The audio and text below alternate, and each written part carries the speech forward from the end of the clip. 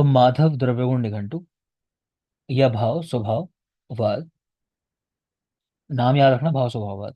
दूसरा आपको बताया था, ये गुरु शिष्य की जो परंपरा है, थोड़ा सा इस पे ध्यान दे लेना, कौन गुरु है कौन शिष्य है। ठीक है, तो कंठदत्त, उनके शिष्य चक्रदत्त, चक्रदत्त के शिष्य माधव, और माधव के भी शिष्य आपको बताए होंगे, नहीं माधव ही अच्छा, इस तरह विजय रक्षित कंठदत्त चक्रदत्त माधव, ऐसा सॉरी, विजय रक्षित फिर कंठदत्त फिर चक्रदत्त फिर माधव, ऐसा। ये सब गुरु शिष्य हैं, तो ऊपर वाले जो गुरु हैं उसके नीचे उनके शिष्य आते जाते हैं इस तरह करके। इसके अलावा 29 वर्ग हैं इसके अंदर, 29 वर्ग, और 900 श्लोक हैं। ठीक, इतनी बात हुई थी। अब आगे देखो, सिद्ध मंत्र। सिद्ध मंत्र केशव ने लिखी है, 13वीं सदी का पूर्वार्ध टाइम है, ये भी बता दिया था आपको मैंने। 8 वर्ग हैं, सिद्धियां 8 होती हैं, इस तरह करके याद किया था हमने। प्लस दोषल वर्ग की बात भी आई यहाँ, दोषों को करने वाला वर्ग, दोषल वर्ग।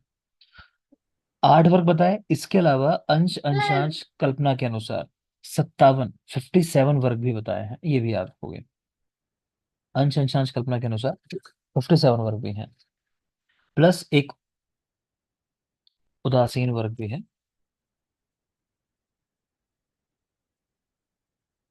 हम्म, थोड़ा सा नेट हल्की से गड़बड़ कर रहा है, पता नहीं क्या। तो दोषों की अंश अंशांश कल्पना के अनुसार उन द्रव्यों के प्रभाव को दृष्टि में रखते हुए 57 वर्ग भी निर्धारित किए हैं। तो 8 वर्ग भी हैं और 57 भी हैं, याद रखोगे।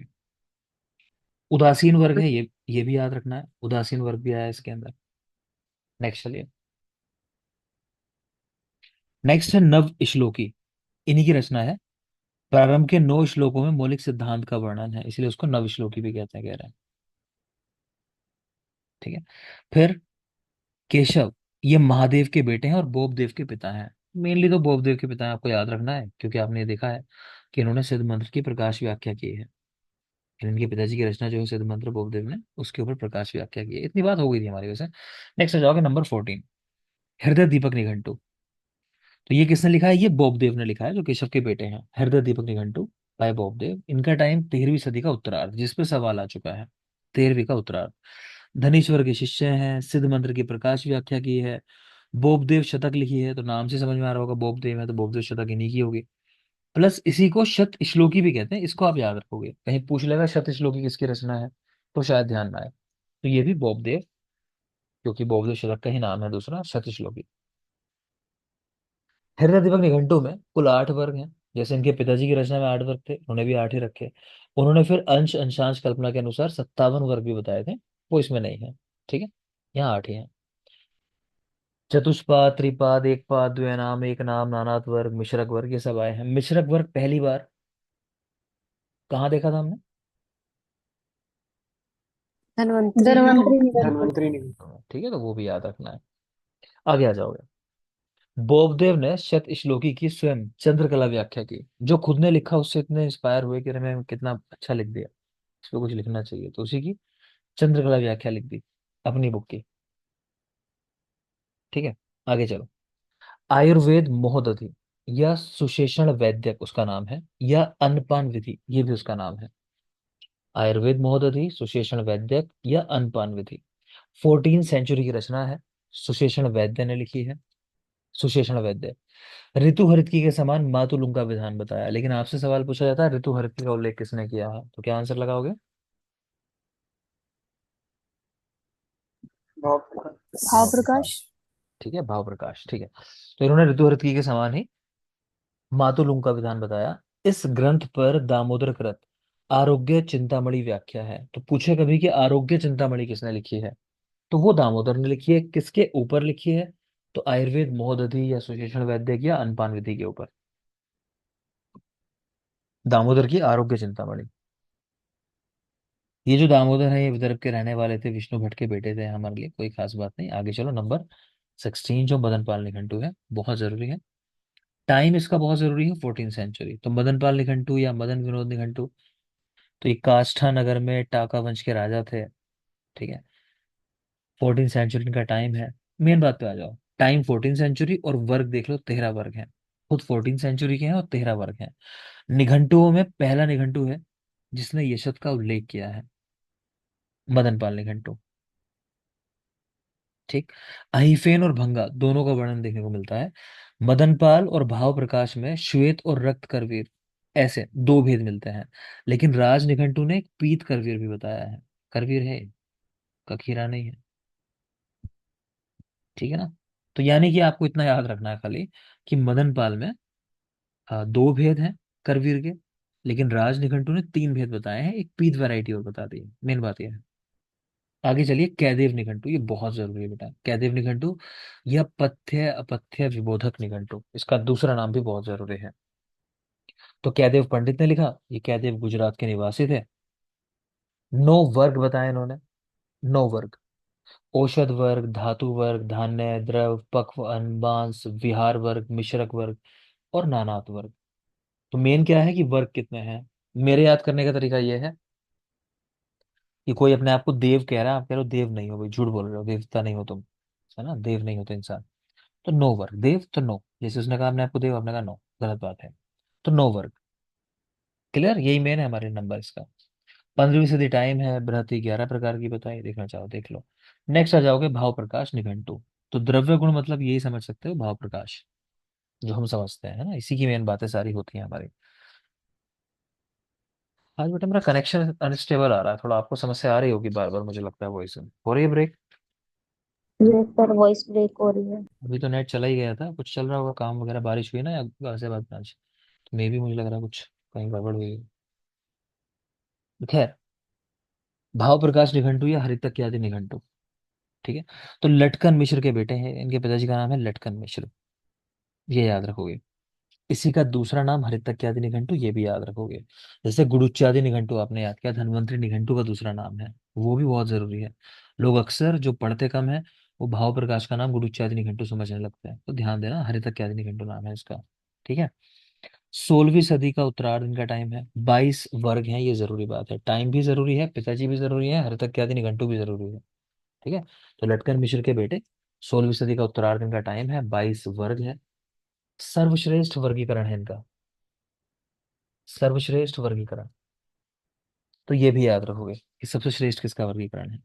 बताया था ना मैंने आपको, जिसके नंबर जितने ज्यादा होते हैं ना, जनरली कॉन्सेप्ट यही है आयुर्वेद में, जिसने जितना ज्यादा नंबर दे दिए तो उसका वो पार्ट सबसे श्रेष्ठ मान लेते हैं हम लोग। तो 22 वर्ग है, तो ये श्रेष्ठ है। भाव प्रकाश संहिता में निघंटु भाग सर्वाधिक महत्वपूर्ण है। निघंटु भाग पर सब लोगों ने टिकाएं लिखी हैं, आपको रटने की जरूरत नहीं है, देखना चाहो पढ़ लो एक बार।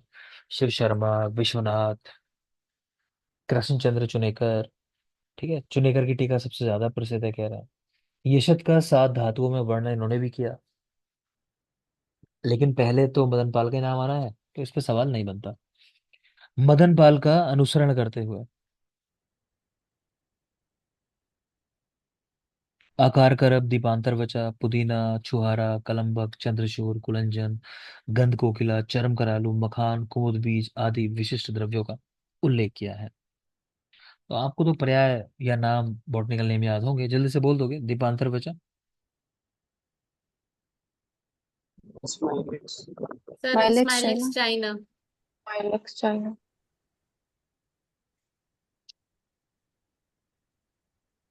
नेक्स्ट बताओ मुझे,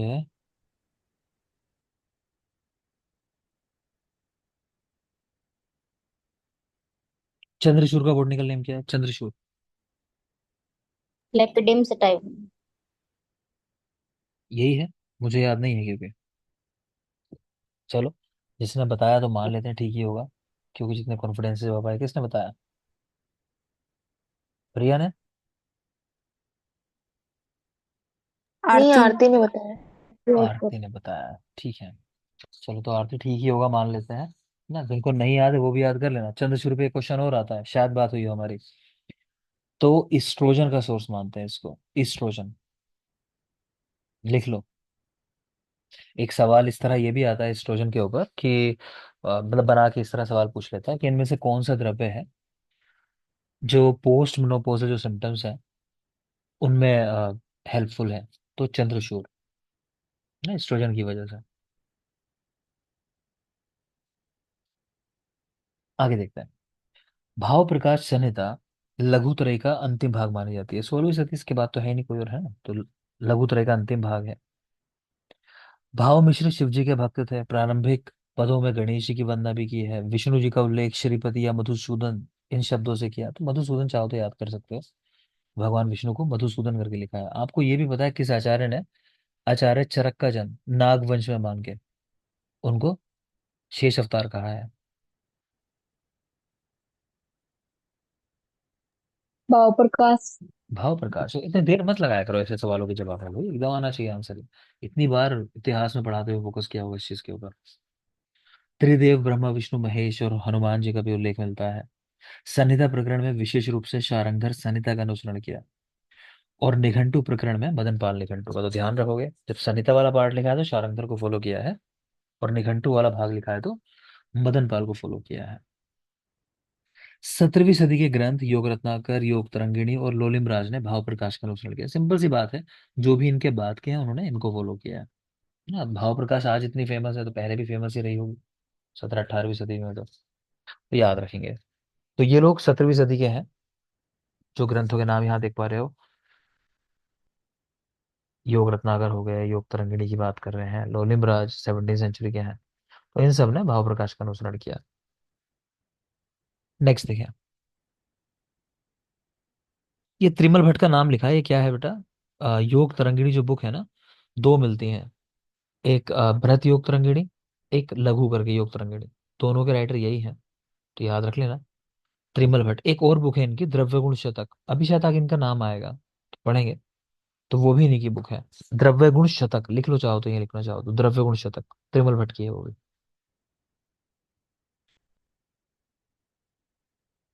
द्रव्य गुण शतक। ठीक, आगे चलोगे। नेक्स्ट कह रहे हैं, हर्ष कीर्ति ने अपने ग्रंथ योग चिंतामणि में रति वल्लभ पूपा कामेश्वर मोदक आदि योग भाव प्रकाश से लिए। भाव प्रकाश ने फ्रंग रोग का सर्वप्रथम उल्लेख किया। फ्रंग रोग बहुत जरूरी है कि फ्रंग रोग का प्रथम उल्लेख किसने किया? भाव प्रकाश। यही लिख लो, उपदंश रोग का प्रथम उल्लेख सुश्रुत। उपदंश सुश्रुत। और ये भी बता दो मुझे, चरक की कौन सी कंडीशन है जिसको उपदंश के साथ कोरिलेट करते हैं? ध्वजोपघात। ध्वज। ठीक है, तो ध्वज भंग जनन नपुंसकता जो है उनकी, आचार्य चरक की, उसको उपदंश के साथ रिलेट करते हैं। ये भी लिख लेना। चिकित्सा में क्या देना है फ्रंग रोग की चिकित्सा में? तो रस कर्पूर चोप चीनी, इन द्रव्यों का प्रयोग। रस कर्पूर और चोप चीनी। इनकी एक अन्य रचना गुण रत्नमाला भी है। एक अन्य रचना गुण रत्नमाला, नाम ध्यान रखोगे, गुण रत्नमाला भी भाव प्रकाश की है। भाव प्रकाश संहिता में 3 खंड हो मिलते हैं देखने को, पूर्व खंड, मध्य खंड और उत्तर खंड। पूर्व खंड के प्रथम भाग में आयुर्वेद का अवतरण, षष्ठी प्रकरण, गर्भ प्रकरण, बाल प्रकरण, दिनचर्या दुचर्या, इन सबका उल्लेख आया है। कोई खास बात नहीं है, ऐसा फोकस करने की जरूरत नहीं है।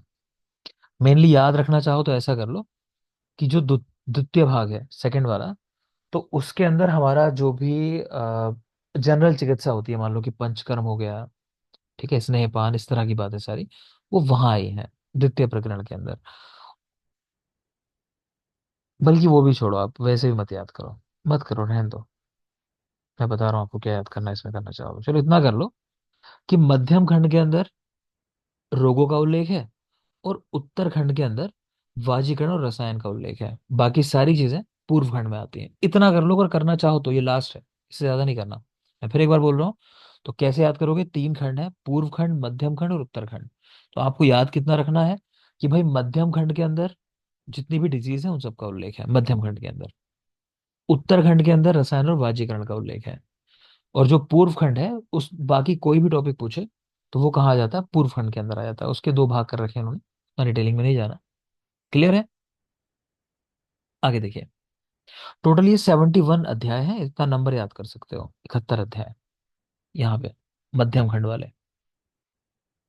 ठीक, और कुल अध्याय की संख्या याद कर लेना, 86। ओवरऑल कितने? 86। मध्यम खंड में 71 अध्याय है, और कुल अध्याय 86। रसायन वाजीकरण आपको पता ही है, 2 चैप्टर है, तो उत्तरखंड में 2 अध्याय हो गए।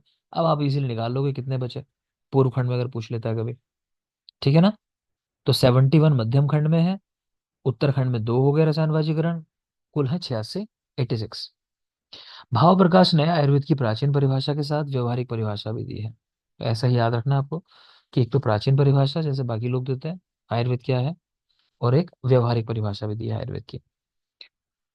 नेक्स्ट है, सभी पंच महाभूतों के नाम वा से लिखे हैं। ठीक है, तो व्यत वायु वन ही वारी वसुंधरा, आकाश वायु अग्नि जल और पृथ्वी, इनके नाम क्रमशः वा से लिखे हैं। इनको हम बोलते हैं पंचवकार। सामने चाहो तो लिख लो ब्रैकेट में, पंचवकार का उल्लेख किया, ऐसे सवाल दे देता है तो भाव प्रकाश ने। तो वा से शुरू होने वाले पंचवकार ऐसा। नेक्स्ट है, रस संवहन में केदारी कुल्य न्याय को स्वीकार किया है। केदारी कुल्य न्याय है ना, कि नाली होती है, खेत होते हैं, पानी जाता है उससे, तो वो वाला न्याय भाव प्रकाश ने स्वीकार किया। जरूरी नहीं है एग्जाम में भाव प्रकाश ही ढूंढो, अगर नहीं दिया सुश्रुत लगा दो। ठीक है, लेकिन मेनली सुश्रुत का जो हम मानते हैं वो मानते हैं। बोलो कौन सा। न्याय की बात हुई या नहीं हुई हमारी अभी तक कहीं। नहीं हुई, खले कपोत है। ठीक है, खले कपोत मेनली उनका मान लेते हैं और इनका मान लेते हैं ये केदारी कुल्य न्याय। चलो तो याद रखना, रस संवहन में केदारी कुल्य न्याय को स्वीकार किया है। नेक्स्ट है, ओज को अष्ट बिंदु माना। ओज की मात्रा अष्ट बिंदु, और इसको अग्नि सौम्य कहा है, ये याद रखना है। बाकी लोगों ने इसको सौम्य कहा है ओज को, इन्होंने अग्नि सौम्य कहा है। ऋतुकाल 16 दिन के साथ साथ जाति के आधार पर 12, 10, 8, 6 दिन भी बताए। तो एक नॉर्मल आंसर पूछे कि भाव प्रकाश ने ऋतुकाल कितने दिन का बताया, तो आंसर लगाना है 16 दिन। लेकिन पूछ ले कि भाव प्रकाश के अनुसार मान लो वैश्य में कितना है ऋतुकाल, तो 8 दिन हो गया। क्षत्रिय में पूछे 10 दिन, ब्राह्मण में पूछे तो 12 दिन। तो इस तरह भी बात की है। याद कैसे रखोगे कि एक एक दिन का गैप कर दिया बीच में। ब्राह्मण, क्षत्रिय, वैश्य और शूद्र, 12, 10, 8, 6। और 12 से स्टार्ट होना है, इसको ऐसे याद रखते हैं, बा से ब्राह्मण और बा से 12। ठीक है, तो 12 से स्टार्ट करेंगे और कम करते चले जाएंगे संख्या, 10 फिर 8 फिर 6। ठीक है, आचार्य काश्यप के अनुसार, यही सामने लिख लोगे काश्यप, तो उन्होंने भी इस तरह बताया है। तो उनमें भी यही है, 12 से स्टार्ट होगा, लेकिन वहां गैप नहीं है, सीधा है 12, 11, 9, माफ करो, 12, 11, 10, 9 ऐसा। 12, 11, 10, 9 लिख लेना काश्यप के अनुसार भी, 12, 11, 10 और 9। नेक्स्ट आ जाओगे, अष्ट मंगलप्रद। तो पहला सवाल तो यहीं से बनता है कि भाव प्रकाश ने कितनी वस्तुएं मंगलप्रद कही हैं, तो 8 कही हैं। अष्ट मंगलप्रद चीजें कौन सी 8 हैं, एक बार नजर डालो समझ में आ जाएगा, क्वेश्चन नहीं आता इस पे। तो गाय है, राजा है ना, कई लोग देखेंगे आपने घर से निकलते हैं तो गाय को जैसे मिल जाती है तो दर्शन करना पूजना है ना, उस तरह से। तो गाय है, राजा दिख जाए सुबह सुबह, भाई राजा आपसे मिलने आया है, तो सोचो कितनी इंपॉर्टेंस होगी आपकी, यानी आज कुछ अच्छा ही होने वाला है। तो गाय, राजा, ब्राह्मण, पुष्पमाला, घृत, जल, सूर्य, अग्नि, तो इन सब का दर्शन करना मंगल देने वाला माना गया है। तो ये अष्ट मंगलप्रद चीजें हैं, याद रखोगे। ठीक, नंबर एक बार देख लोगे अच्छे से। नेक्स्ट कह रहे हैं, भोजन के पहले कभी भी मोच फल, केला, करकटी, इन सबको नहीं खाना चाहिए। तो याद रखना है, मोच फल, केला, करकटी आदि भोजन के पहले मना किए हुए हैं। आहार 6 प्रकार के बताए, 6 प्रकार के। चुष्य, पेय, लेह, भोज्य, भक्ष्य और चर्व्य, बिल्कुल याद रखोगे, उत्तर उत्तर गुरु हैं, ये क्रम पूछ चुका एग्जाम में, है ना, जब पूछ चुका है तो जरूरी है। तो चुष्य, पेय, लेह, भोज्य, भक्ष्य और चर्व्य, ये क्रम है इनका, उत्तर उत्तर गुरु है ये चीजें। नेक्स्ट पॉइंट आ जाता है, किस दिशा की वायु में क्या गुण है। जो लोग हरियाणा पीएससी की तैयारी कर रहे हैं, तो आपने देखा होगा सिलेबस उठा के, तो वहां पे स्वस्थ रूप में ये पोर्शन भी है कि आचार्य सुश्रुत के अनुसार किस दिशा की वायु का क्या गुण है, वहां ही पूछा गया है। और लगभग सुश्रुत को ही फॉलो करते हैं भाव प्रकाश ज्यादातर चीजों में, तो देख लेंगे चलो एक बार इसको भी, क्या लिखा हुआ है। सुश्रुत पे ज्यादा फोकस करेंगे हम जब पढ़ेंगे सूत्रस्थान, ठीक। देखते हैं एक बार। तो पूर्व दिशा से देखो, पूर्व दिशा की वायु गुरु, उष्ण, स्निग्ध, रक्त पित्त को दूषित करने वाली, इसको स्पेशली फोकस करना। पूर्व की रक्त पित्त को मतलब कुपित कर रही है, बढ़ा रही है। जबकि लास्ट जो दिशा है हमारी दक्षिण वाली, वहां देखोगे अगर आप, तो वहां देख पा रहे हो पित्त, रक्त, हर। ठीक है, तो पूर्व की पित्त और रक्त को दूषित करती है, बढ़ाती है मतलब, और दक्षिण की उसका शमन करती है, ये ऐसे याद रखना। बाकी विधायी है, वातवर्धक, परंतु श्रांत, कफ शोषवता उन लोग के लिए हितकर है। तो मेनली ये ध्यान रखना आपको, बाकी कंफ्यूजिंग चीजें हैं थोड़ा सा, इसको ध्यान रखो कि थके हुए लोग और जिनमें कफ बिल्कुल सूख गया उन लोग के लिए हितकारी है पूर्व की वायु। ठीक है, और देखोगे स्वादु, पटु, अभिसंधि, त्वक दोष, अर्श, विष, कृमि, सन्निपातिक ज्वर, श्वास और आमवात, इन सबको कुपित करती है, नहीं पूछा जाता। तो पितरक्त वाला पॉइंट याद रखना है। और किसके लिए हितकर है? तो श्रांत लोगों के लिए और कफ शोष वालों के लिए जिनका कफ सूखा हुआ है। आगे आ जाओ, पूर्व के बाद पश्चिम दिशा की वायु देखो, इसके ऊपर ही लिखी हुई है पूर्व के। पश्चिम दिशा की वायु, तो ये कैसी होती है? तीक्ष्ण है, शोषक है, बल हरण करने वाली, लघु, कफ, मेद, पित्त, ध्वंसी, प्रभंजनम, विवर्धनम। तो पश्चिम की वायु क्या करेगी? एक तो वात दोषों को बढ़ाने वाली है, प्रभंजनम, विवर्धनम, और बल हरण करने वाली है, चाहो तो ये याद रख लो, बल को हरने वाली पश्चिम की वायु। एक ये प्रभंजनम प्रवर्धनम, इसको देख सकते हो। नेक्स्ट आ जाओ, उत्तर दिशा की वायु।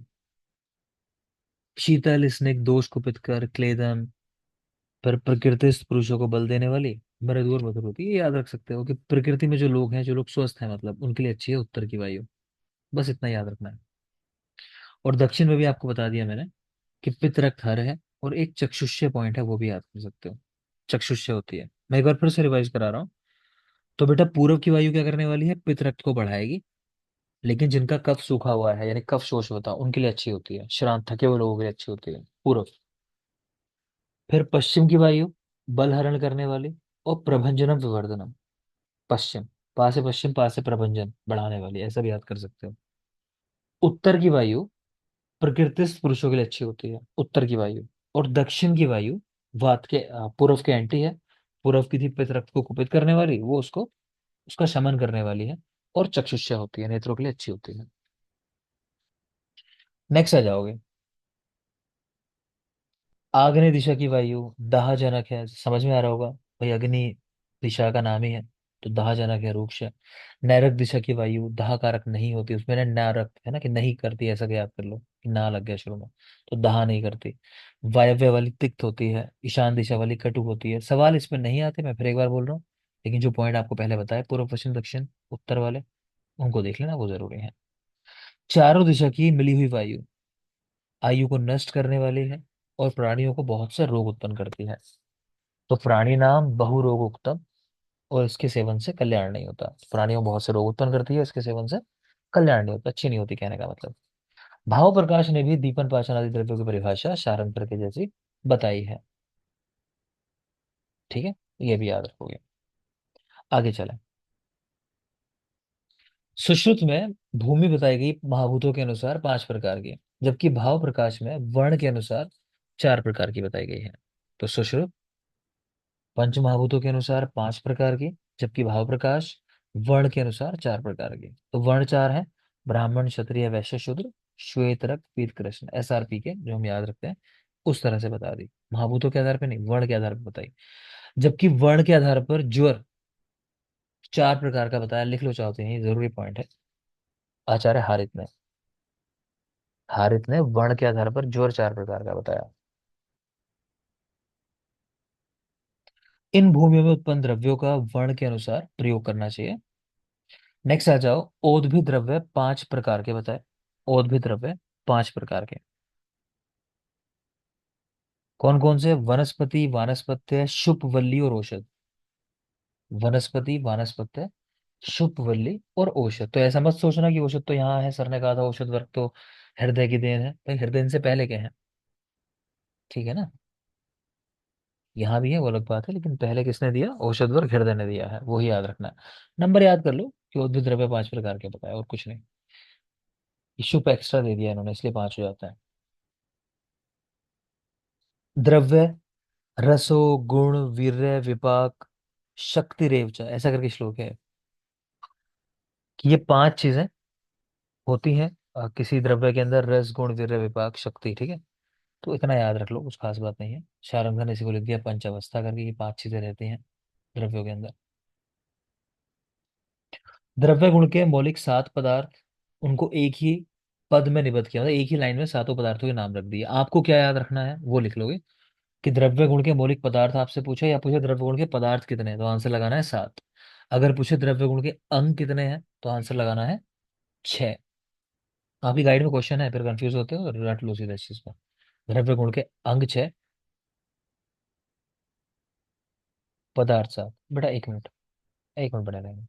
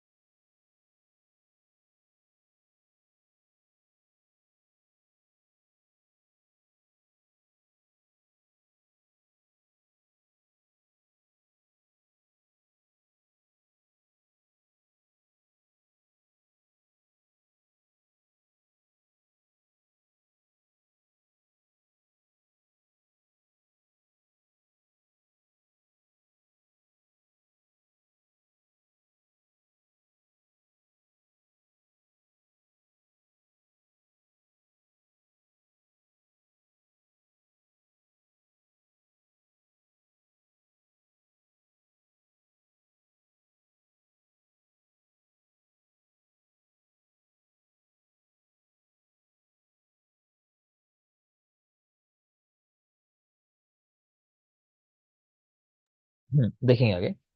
तो बेटा द्रव्य गुण के 7 पदार्थ हैं और 6 अंग हैं। अंग, बिल्कुल याद रखना। द्रव्यों के प्रयोज्यांक की सावधारण उल्लेख किया है कि कौन सा पार्ट यूज होता है किस प्लांट का।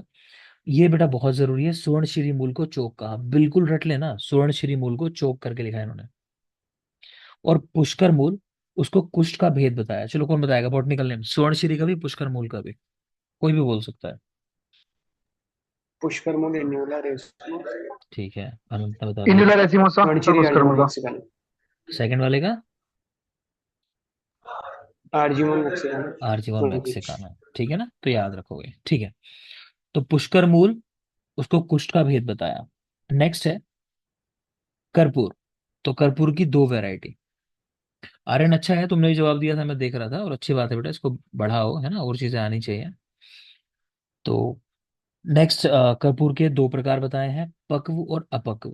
अपक्व वैरायटी श्रेष्ठ होती है, स्पेशली याद रखना, है ना। ऐसा लगता है कि जो पका नहीं हो तो बेकार होता होगा, ऐसा नहीं है। अपक्व श्रेष्ठ है, ठीक है। इसी तरह एक और चीज के लिए मैं आपको पढ़ाता हूँ कि उसको कच्चा लेना चाहिए, क्या है? बिल बिल बिल्व, बिल बिल ठीक है। यहीं पे लिख लो सामने ब्रैकेट में कि बिल्व फल को भी कच्चा ही इस्तेमाल, कच्चा ही प्रयोग करना चाहिए। पक्व लेने पर क्या होता है, तो लिख लेंगे दुर्जर, की डाइजेस्ट होने में मुश्किल है, और पूती मारुत, उत्पन्न करने वाला, दुर्गंधयुक्त अपानवात। पूती मारुत, दुर्जर और पूती मारुत, ये उसके गुण है अगर पक्व अवस्था में ले लिया, ठीक है। तो खैर कपूर की बात कर रहे थे, कपूर जो होता है अपक्व वाला जो है वो श्रेष्ठ है, पक्व वाला नहीं, याद रखेंगे। नेक्स्ट आ जाए जीरक। जीरक को कहा गर्भाशय विशुद्धिकृत, गर्भाशय का शोधन करने वाला द्रव्य है जीरक। जीरक गर्भाशय विशुद्धिकृत। कस्तूरी 3 प्रकार की, कामरूपी, नेपाली और काश्मीरी। देखो एक बात है कि ये ना द्रव्यों के भेद हम लोग पहले याद करते थे, लेकिन देख रहे हैं कि सवाल नहीं आ रहे, ठीक है। तो उस पर बहुत फोकस मत करना बेटा। यहाँ 3 4 चीज मैंने लिखी हुई हैं अभी, जो देख रहे हो आप शुरू में, ये इनको याद कर लेना। मैं आगे आपको पढ़ाऊंगा जरूर द्रव्य गुण में भेद जो पूरे हैं, लेकिन वो जरूरी है नहीं, हम देख रहे हैं क्वेश्चन नहीं आ रहे उसके ऊपर, है ना। रटने वाली चीजें थोड़ा कम कर रहे हैं वो। अगर कर भी रहे हैं तो प्रैक्टिकल वाली चीजें ज्यादा पूछ रहे हैं, जिनका कुछ प्रैक्टिकल एस्पेक्ट है। ये भेद वगैरह पे क्वेश्चन नहीं आ रहे अब इस तरह वाले। तो इनको लेकिन देख लेना, ये 3 4 ही जरूरी है, बाकी इतने खास नहीं है। तो कस्तूरी की 3 वैरायटी, कामरूपी, नेपाली और काश्मीरी। कह रहे हैं कामरूपी वैरायटी जो है श्रेष्ठ है, याद रखना है। मैं याद रखता हूँ कस्तूरी कामनी का। कस्तूरी किसका है? ये कामनी का। कामनी मतलब कामरूपी, ना से नेपाली और का से काश्मीरी। कामरूपी श्रेष्ठ है। फिर कुमकुम लिखा है 3 प्रकार का, कश्मीरी, बालिक और पारसिक। तो वो कश्मीरी श्रेष्ठ है। तो वहां याद रखता हूँ कि कुमकुम का बाप, मतलब कुमकुम के पिताजी आ गए हैं, तो कुमकुम का बाप, ऐसा करके कुमकुम का यानी काश्मीरी, बाप मतलब बालिक और पारसिक। और इनमें पहले पहले वाले भेज जो हैं वो श्रेष्ठ हैं, ये भी ध्यान रखना। तो कस्तूरी कामनी का, कुमकुम का बाप। तगर 2 प्रकार का, तगर पण तगर खास नहीं, रहने दोगे। करंज देखो, करंज 3 प्रकार का, नक्तमाल, पूती करंज, करंजी नहीं जरूरी है, ये याद रखना है। चविका के फल को गज पिपली कहते हैं, चविका के फल को गज पिपली कहते हैं। कंकुश की 2 वैरायटी, रक्त काय और अंडक। रक्त काय श्रेष्ठ है, देख लेना, मैं नहीं कह रहा जरूरी है। जीरक तीन प्रकार का, श्वेत स्याह कलौंजी। बला चतुष्टय ये जरूरी है बेटा। बला चार प्रकार की बताई, एक ट्रिक लिखी है अव ना मर करके। तो आ से मतलब अति बला, वा से बला, ना से नाग बला, मा से महाबला। तो ये होती हैं चार बलाएं। कोई पूछे कि पांच बलाएं कौन सी होती हैं, तो एक और जुड़ जाएगी, रा से राजबला। तो ब्रैकेट में लिख लेना कि पांचवी राजबला होती है, ऐसा करें। भाव प्रकाश ने चार दी हैं बलाएं, अति बला, बला, नाग बला और महाबला। नेक्स्ट आ जाए। अष्टवर्ग का विस्तार से उल्लेख किया। अष्टवर्ग का विस्तार से उल्लेख किया, आकृति, प्राप्ति, स्थान सब कुछ बताया, और अंत में यह भी लिख दिया कि भाई ये तो राजाओं के लिए भी दुर्लभ है, तो इनके प्रतिनिधि द्रव्य लेने चाहिए। ठीक है। मगर फिर उन्होंने एक और बात लिखी है आगे की, वो ये है कि प्रतिनिधि लेने तो चाहिए। इन्होंने खुद ने कह दिया कि प्रतिनिधि द्रव्य ना, जो मुख्य द्रव्य हैं उनके जैसा तो काम करते हैं, लेकिन कभी भी उनसे श्रेष्ठ नहीं होंगे, या उस लेवल को भी मैच नहीं करेंगे, हमेशा उससे कम ही होंगे गुणों में, ये तय बात है। ठीक है, तो ये भी याद रखना, प्रैक्टिकल बात है, इसको भी जान लेना कि प्रतिनिधि का मतलब ये नहीं होता कि वो सेम काम करेगा, उसके जैसा करता कि भाई ठीक है ये नहीं तो ये सही, कहते हैं ना अंधों में काड़ा चुन लिया, उस तरह वाली बात है वो। आगे चलिए, चतुर्बीज का एक नया वर्ग बताया है, नाम लिखा है चतुर्बीज का। आप लोग को याद होगा, शारंगधर जब मैंने पढ़ाई होगी, तो शारंगधर के लास्ट में बहुत सारी चीजें इस तरह की लिखी होंगी। बुक वाला पोर्शन जो है, आप लोग पढ़ चुके हो शारंगधर, तो ये चीजें आपको याद होनी चाहिए बेटा, मैं फिर कह रहा हूँ। नहीं याद है तो जाके उसको रिवाइज कर लो, शारंगधर को एक बार। मेथिका, चंद्रशूर, काला जाजी। अनंत कंफ्यूज मत हो, मैं किसकी बात कर रहा हूँ बता दे रहा हूँ मैं। जो भैषज्य वाले नोट्स हैं आपके, भैषज्य है उसी में शारंगधर लगा हुआ है, वहां की बात कर रहा हूँ, मैंने भैषज्य के साथ ही लगा रखा है वाला पोर्शन, पढ़ा है मैंने वहां। तो मेथिका, चंद्रशूर, मंगरेला और यवानी, मंगरेला मतलब काला जाजी, तो ये चार चीजें हैं, मेथिका, चंद्रशूर, काला जाजी और यवानी का। नेक्स्ट देखोगे,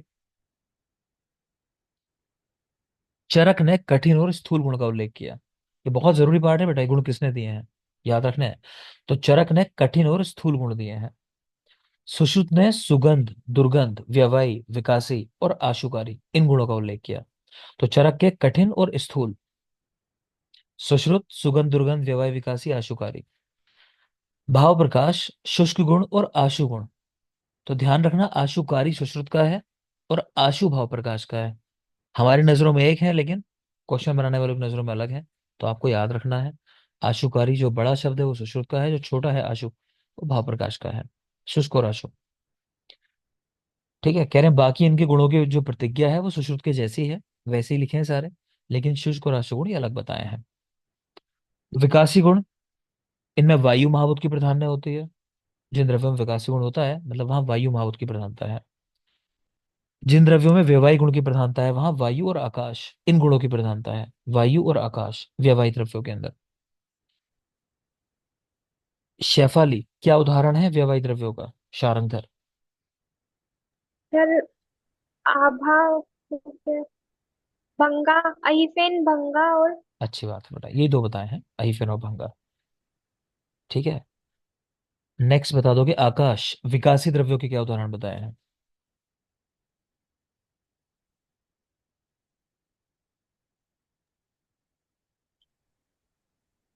महेश। सर्वोत्सव टुनटुक।